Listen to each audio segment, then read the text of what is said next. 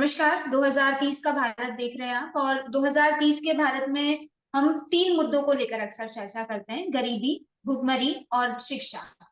क्योंकि भारत देश को लक्ष्य मिले हैं 2030 तक शून्य गरीबी, शून्य भुखमरी और एक बेहतर शिक्षा के पैमाने तक भारत देश को पहुंचना है। और इन तीनों ही मुद्दों को लेकर हम आए दिन नए नए चेहरों से बात करते हैं और जानने की कोशिश करते हैं कि आखिर उनकी नजर में भारत देश 2030 तक कैसा होगा।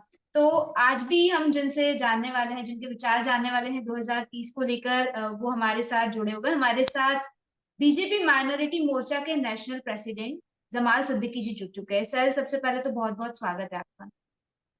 बहुत बहुत शुक्रिया, धन्यवाद आपका। तो सर, जिस तरह से हम 2030 की बात कर रहे हैं, एक बड़ा लक्ष्य मिला है भारत देश को: शून्य गरीबी, शून्य भुखमरी और बेहतर शिक्षा। इन तीन मुद्दों की जब हम बात करते हैं, कई सारे सवाल मन में आते हैं, और एक सबसे बड़ा सवाल आता है कि क्या सच में 2030 तक भारत देश ये लक्ष्य हासिल कर पाएगा? आप कहाँ देखते हैं 2030 में भारत में? देखिए, मैं प्रधानमंत्री श्री नरेंद्र मोदी जी के नेतृत्व को सलाम करता हूं कि जब से आपने प्रधान सेवक की जिम्मेदारी संभाली है तो देश एक लक्ष्य की तरफ बढ़ रहा है।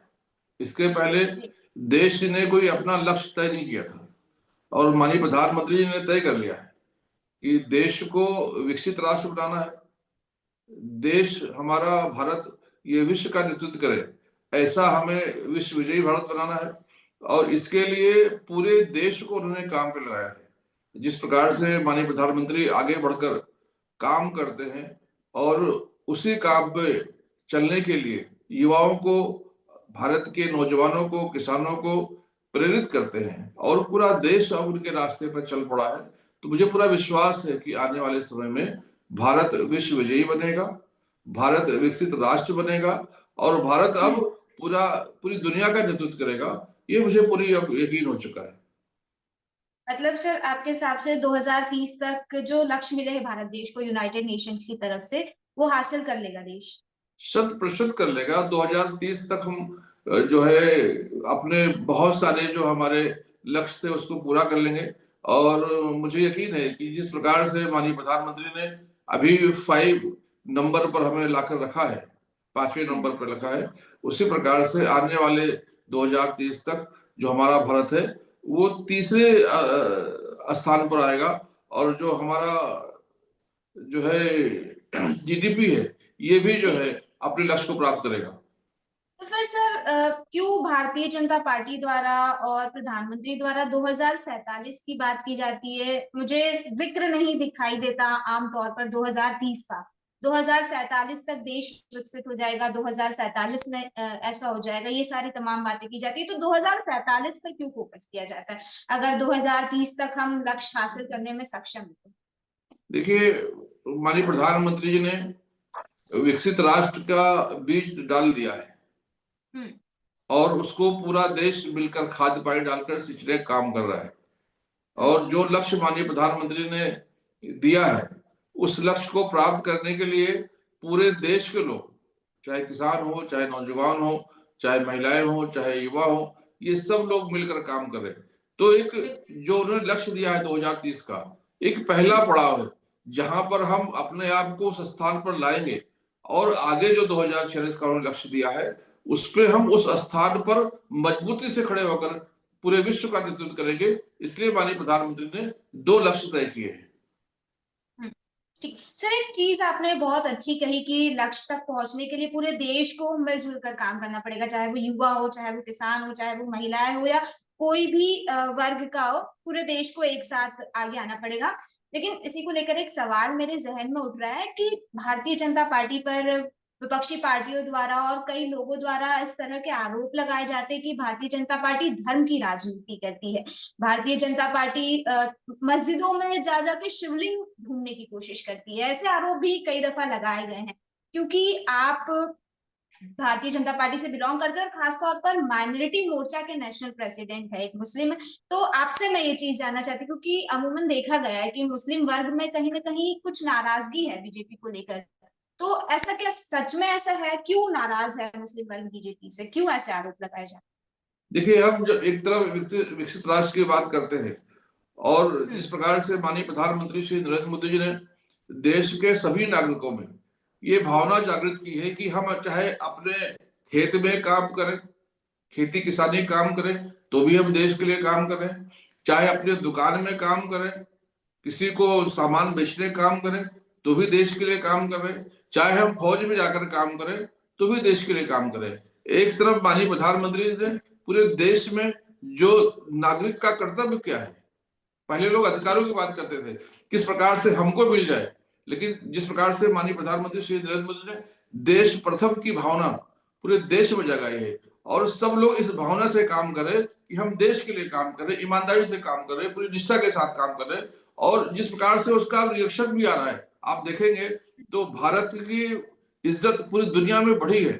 लोग अब सम्मान के नजर से हमें देखते हैं। आप पर्यटन देखेंगे, आप इन्वेस्टमेंट बिल्कुल देखेंगे, आपकी सभी में आपकी बढ़ा बात है। तो बिल्कुल सर, आपकी बात लोग, से सहमत हूँ कि भारत देश की कहीं ना कहीं एक जो लेवल है वो दुनिया में बड़ा है। लोग विदेशों में जब बात करते हैं भारत देश की, तो कहीं ना कहीं देश स्टैंड आउट करता है। लेकिन अगर मैं देश की ही बात करूं, इंटरनल बात करूं इंडिया की, तो यहाँ पर ये चीज देखी गई है ना कि जो मुस्लिम समुदाय है भारत देश का, कुछ वर्ग ऐसे हैं जो नाराज है भारतीय जनता पार्टी से। यहाँ तक कि ये भी आरोप लगाए गए हैं कि मस्जिदों में जाकर शिवलिंग ढूंढने का काम किया जा रहा है भारतीय जनता पार्टी द्वारा, धर्म की राजनीति, मंदिरों पर राजनीति की जा रही है। यानी कि कुल मिलाकर ये कहा जाता है भारतीय जनता पार्टी को कि वो हिंदुत्व की पार्टी है, हिंदुओं की पार्टी है। इस पर क्या कहना चाहेंगे? और अगर कोई अपोज करता है तो उसे एंटी हिंदू करार कर दिया जाता है। ये आरोप देखिए लगाए गए, इन आरोप को क्या कहेंगे? देखिए राजनीतिक दल का विरोध लोग करना चाहिए, उनके गलत फैसलों का विरोध करना चाहिए, लेकिन राजनीति का विरोध करते करते देश के खिलाफ बोलना, देश की छवि को ठेस पहुंचाना, देश को पूरी दुनिया में बदनाम करना। एक तरफ माननीय प्रधानमंत्री जी देश को ऊपर ले जाने काम करे, दुनिया में भारत का नाम हो, भारत की एकता अखंडता, भारत की संस्कृति की पहचान हो, इसके लिए काम करे। दूसरी तरफ हमारे देश के कुछ लोग देश को बदनाम करने के लिए एक निचले स्तर तक उतर के जा रहे, ये दुर्भाग्यपूर्ण घटना है। भारतीय जनता पार्टी सभी धर्मों का सम्मान करती है, भारतीय जनता पार्टी सभी धर्मों को साथ लेकर चलती है। भारतीय जनता पार्टी के प्रधानमंत्री श्री नरेंद्र मोदी जी जो सही मानव में सेकुलरिज्म है उसका पालन करते हैं। माननीय प्रधानमंत्री कहते हैं सेकुलरिज्म का मतलब ये नहीं होता है कि हम दूसरे के धर्म में शामिल हो जाएं। सेकुलरिज्म का मतलब होता है कि दूसरे धर्मों का सम्मान करें, और वो करते हैं। अभी आप देखेंगे लोहड़ी का त्योहार था, माननीय प्रधानमंत्री इसमें शामिल हुए। अभी दिसंबर में 25 दिसंबर को जो क्रिसमस का त्योहार था, माननीय प्रधानमंत्री चर्च में गए। अभी जो अजमेर शरीफ का उर्स शुरू हुआ, वहां पर माननीय प्रधानमंत्री ने चादर भेजी। तो जिस प्रकार से वो कहते हैं कि मैं पूरे देश का पालक हूं, मैं पूरे देश का, पूरा देश हमारा परिवार है, तो परिवार के खुशियों में, परिवार के तीज त्योहारों में शामिल होकर वो एकता अखंडता का संदेश देते हैं। लोहरी के टाइम पर भी प्रधान नरेंद्र मोदी जी ने अपनी सहभागिता दिखाई। हर धर्म का बराबर से सम्मान किया जाता है, आपकी बात से मैं सहमत हूँ। तो फिर क्यों भारतीय जनता पार्टी का अगर मैं वोट बैंक देखूं पिछले चुनाव के कंपैरिजन में और 2024 का लोकसभा चुनाव में देखूं, तो क्यों 4% से 1% मुस्लिम वोटर्स हो गए? क्यों एक भी कैंडिडेट भारतीय जनता पार्टी से, मुस्लिम कैंडिडेट, लोकसभा में नहीं जीता? एक सवाल में। देखिए भारतीय जनता पार्टी वोट के लिए काम नहीं करती है। भारतीय जनता पार्टी का जो मुद्दा है गरीब कल्याण, भारतीय जनता पार्टी का जो नारा है सबका साथ सबका विकास सबका विश्वास सबका प्रयास, भारतीय जनता पार्टी जो विकसित भारत के लिए काम कर रही है। भारतीय जनता पार्टी परिवारवादी राजनीति के विरोध में काम कर रही है। भारतीय जनता पार्टी दंगा फसाद लूट भ्रष्टाचार के खिलाफ काम कर रही है। जो इसके समर्थन में है वो हम भारतीय मुद्दे जनता से पार्टी के यहाँ साथ पर आ रहा है। भटक चुके हैं पूरी तरीके से। सवाल भी आपसे भटके हुए पूछे गए। देखिए, हम बेसिकली यहाँ पर वोट बैंक और बाकी सारी चीजों की बात नहीं करने आए हैं। हम सिर्फ और सिर्फ गरीबी, भुखमरी और शिक्षा की बात कर रहे हैं। तो मैं ये आपसे जानना चाह रही हूँ कि भारतीय जनता पार्टी गरीबी मुक्त भारत देश करने के लिए क्या ऐसे कदम उठा रही है? देखिए माननीय प्रधानमंत्री श्री नरेंद्र मोदी जी जब से सत्ता में आए हैं, हम्म। उनका जो लक्ष्य है वो गरीब कल्याण है, हम्म। और ये भारतीय जनता पार्टी का मूल मंत्र है। अगर आप ये कहेंगे भारतीय जनता पार्टी की स्थापना क्यों हुई, तो जब हम्म। जनसंघ की स्थापना हुई थी पंडित दीनदयाल उपाध्याय जी ने, जो उनका विचारधारा है वो एकात्म हम्म। मानववाद, गरीब कल्याण, जो समाज का अंतिम आदमी है अंत्योदय, उसके चेहरे पर मुस्कान आए, उसकी गरीबी लेकिन हटे। वो नहीं है ना सर, अभी वो है नहीं बेसिकली। वो फुलफिल कैसे होगा? नहीं, आप देखेंगे तो जो गरीबी का गरीबी रेखा का दर था, आप देखेंगे 2012 में, तो वो 13% था।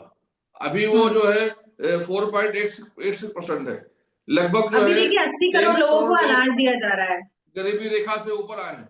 और जिस लगभग। प्रकार से देश गुमराह था, जिस प्रकार से देश में अफरा तफरी का माहौल था, जिस प्रकार से देश में अस्थिरता थी, उसको कंट्रोल कर माननीय प्रधानमंत्री श्री नरेंद्र मोदी के नेतृत्व में देश अब आगे बढ़ गया है। आप देखेंगे सर कि गरीबी का परसेंटेज कम हुआ है, तो फिर मुफ्त में 80 करोड़ लोगों को तो अभी भी अनाज दिया जा रहा है, तो फिर इससे क्या समझे कि अभी भी इतने लोग देखिए, अभी मुफ्त में अनाज दिया जा रहा है, परसेंटेज गिर रहा है, अनाज दिया जा रहा है, तो कैसे हम समझे कि गरीबी खत्म?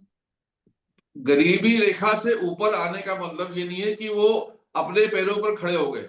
गरीबी रेखा से ऊपर आए हैं, लेकिन वो गरीब है।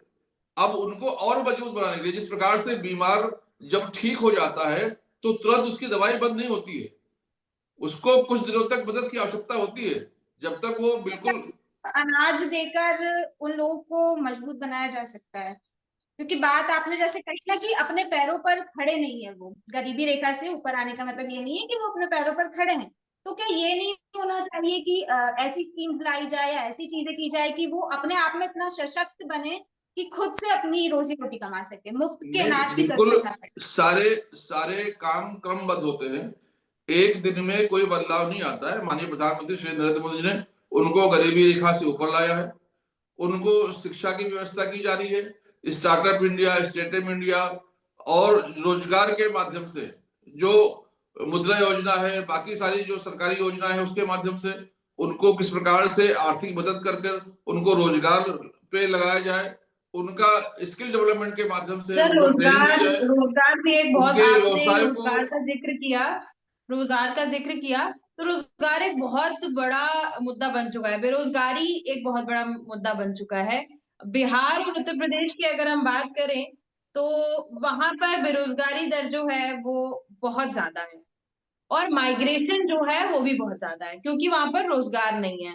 तो इसको लेकर क्यों नहीं कुछ पहल की जा रही है भारतीय जनता पार्टी द्वारा, या फिर मैं केंद्र में बैठी सरकार से अगर मैं सवाल करूं, क्योंकि भारतीय जनता पार्टी ही है, तो क्यों नहीं इन दो राज्यों पर ध्यान दिया जा रहा है? और बल्कि देखा जाए तो इन दो राज्यों की वजह से ही आज जहां की भी जो मैं अगर फैक्ट्रीज कहूँ, कंपनीज कहूँ, वो चल रही हैं बिकॉज वहां के लोग माइग्रेट किए हैं, उनको वहां पर अपॉर्चुनिटी नहीं मिली है। इन दो राज्यों पर ध्यान नहीं दिया जा रहा है, यहाँ पे शिक्षा भी अच्छी नहीं है, गरीबी भी ज्यादा है, माइग्रेशन भी ज्यादा है, हालत खस्ता है। और सबसे ज्यादा अगर मैं देखूं तो उत्तर प्रदेश और बिहार में ही राजनीति की जाती है। देखिए, उत्तर प्रदेश विकास के पथ पर चल चुका है, आगे बढ़ चुका है। आप पलायन की बात करेंगे, जो पलायन पहले 60% थे, अब वो 10% पे आ गए हैं। चाहे वो कंपनियों की इंडस्ट्रीज तो बात एक भी हो, नहीं चाहे आई सर, तो विदेशी निवेश पलायन की कम बात हो। कैसे हो गया? नहीं, अब आप मुझे इंडस्ट्री बोलने देंगे तो मैं बोलूंगा। नहीं सर, तो क्रॉस क्वेश्चन तो होगा ना सर, आप बोल रहे हैं पलायन कम हो गया है, लेकिन मैं खुद उत्तर प्रदेश और मैं खुद बिहार से हूँ, मैं खुद देख रही हूँ, मेरे आस पड़ोस के लोग हमेशा माइग्रेट करते रहते हैं, अपने घर पे रह ही नहीं पाते हैं वो। मैं मोहतरमा, मैं बताऊं, मैं भी उत्तर प्रदेश का हूँ। जब मैं हाँ जी। 1986 में 1986 में जब मैंने 12वीं पास की, मुझे इंजीनियरिंग करना था, तो मेरे पास वहां पे मुझे इंजीनियरिंग कॉलेज नहीं मिला। मुझे हम्म मजबूरी में महाराष्ट्र जाकर मुझे इंजीनियरिंग में भर्ती होना पड़ा, मुझे वहां से इंजीनियरिंग करना पड़ा। और हम्म ऐसी कोई सुविधाएं नहीं थी कि मैं वापस आकर उत्तर प्रदेश में काम करूं। लेकिन आज का हम्म जो उत्तर प्रदेश है, चाहे शिक्षा हम्म की बात हो, चाहे रोजगार की बात हो, चाहे वहां पर हम्म रोजगार के अवसर की बात हो, और अगर आप देखेंगे तो फिल्म इंडस्ट्री की भी बात हो, जिस प्रकार से हम्म योगी जी ने वहां पर, अगर कोई फिल्मों में भी काम करना चाहता है उसको भी वहां पर प्लेटफॉर्म मौजूद किया है। अगर कोई व्यापार करना चाहता है उसको भी सुरक्षित जो उत्तर प्रदेश बनाने का काम किया है, जो सड़कें वहां पर बनाने का काम किया है। जो आप देखेंगे, आज लखनऊ से अगर बनारस जाना है, लखनऊ से हम्म आजमगढ़ जाना है, 3 घंटे लोग पहुंच जाते हैं। तो जिस हम्म प्रकार से इंफ्रास्ट्रक्चर को डेवलप करने का काम किया है, और चंद दिनों में, आज हुए कितने 7 साल हुए योगी जी को वहां पर आए हुए। आज यहाँ पे देखेंगे तो इंजीनियरिंग कॉलेज, मेडिकल कॉलेज, वहां पर जो गरीब है, जो इकोनॉमिकल बैकवर्ड क्लास के लोग हैं, सर उनको भारतीय जनता पार्टी पर मुफ्त तो की अच्छे शिक्षा, आरोप उनको लगते रहते हैं। स्कॉलरशिप, उनको हॉस्टल की सुविधा। आज व्यापार को देखेंगे तो स्टार्टअप इंडिया, स्टार्टअप इंडिया और वहां पर मुद्रा योजना के माध्यम से उनको पैसे मिल रहे हैं, आर्थिक व्यवस्था हो रही है। और जिस प्रकार से गुंडागर्दी मुक्त करने का काम माननीय योगी जी ने किया है, अब लोग जो पहले दूसरे प्रदेशों में जाकर बसे हुए थे, वो उत्तर प्रदेश में आकर काम करना चाह रहे हैं और लोग वापस भी आ रहे हैं। देखिए, तो अगर काम करने की उन्होंने अपॉर्चुनिटी मिलेगी तो कोई भी अपना घर नहीं छोड़ना चाहेगा सर। ये बात तो है कि अगर अपॉर्चुनिटी मिलेगी तो कोई अपना घर क्यों छोड़ेगा। लेकिन उत्तर प्रदेश में अपॉर्चुनिटी कम है। लोग वहां से जा रहे हैं। एक बनारस हिंदू यूनिवर्सिटी को छोड़ के और बनारस में कौन सा ऐसा कॉलेज है बताइए जहां पर लोग जाके, अच्छी यूनिवर्सिटी की अगर मैं बात करूं तो बनारस की मैं बात कर रही हूँ। अगर मैं बनारस में जाऊं तो बता दीजिए एक भी इंडस्ट्री जो खुली हो जहां पर जाके लोग काम कर रहे हो। नहीं देखिए, खुल रही है सर। आप बात इंडस्ट्री ये की है। बात कर रही हैं, जिस प्रकार से वहां पर काशी विश्वनाथ के मंदिर को माननीय प्रधानमंत्री ने पूरे विश्व के पर्यटन में लाके दिया है। सबसे ज्यादा पर्यटक अगर कोई आ रहा सही है बात है तो वो कि काशी में आ रहा मंदिर है। को मंदिर को विश्व के लेवल पर लाकर रखा बहुत अच्छी बात है, लेकिन हम बात शिक्षा की कर रहे हैं ना, शिक्षा में ऐसे क्या किया जाए? नहीं, शिक्षा में भी देखेंगे, मंदिर एक वहां ऐसी कई जगह कई प्राइवेट इंजीनियरिंग कॉलेज खुले हैं, कई मेडिकल कॉलेज खुले हैं, कई जो है स्नातक के कॉलेज खुले हैं। वहां पर चाहे वो गाजीपुर हो, चाहे मिर्जापुर हो, चाहे क्षेत्र के जितने भी जिले हो, वो वहां के बच्चे आकर वहां पढ़ते हैं। उनको स्कॉलरशिप की व्यवस्था दी जाती है, उनको हॉस्टल की व्यवस्था दी जाती है, उनके फीस की व्यवस्था की जाती है। जो ओबीसी के लोग हैं, जो एससी एसटी के लोग हैं, उनको भी मदद की जाती है। जो आर्थिक रूप से पिछड़े हैं लेकिन उच्च वर्ग के लोग हैं, उनको इकोनॉमिकल बैकवर्ड क्लास में पहली बार किसी सरकार ने ईबीसी, जो इकोनॉमिकल बैकवर्ड क्लास के लोग हैं, उनको मदद करने का काम किया है, उनको आरक्षण देने का काम किया है। ये सारे फैसले पहली बार देश में लिए गए हैं जो सबको दिख रहे हैं। ठीक है सर, बिल्कुल बिल्कुल। उम्मीद करते, काफी सारी अच्छी बातें बताई आपने। उम्मीद करते कि जिस तरह से आपने कहा कि प्रधानमंत्री नरेंद्र मोदी के नेतृत्व में देश प्रगति पथ पर आगे बढ़ रहा है और जाहिर तौर पर जो लक्ष्य मिले हैं देश को वो हासिल करेगा। तो मैं बिल्कुल ये कामना करती हूँ कि 2030 तक ये लक्ष्य हासिल किए जाएं और एक जो स्वर्णिम भारत का सपना देखा गया है वो साकार हो। Thank you so much.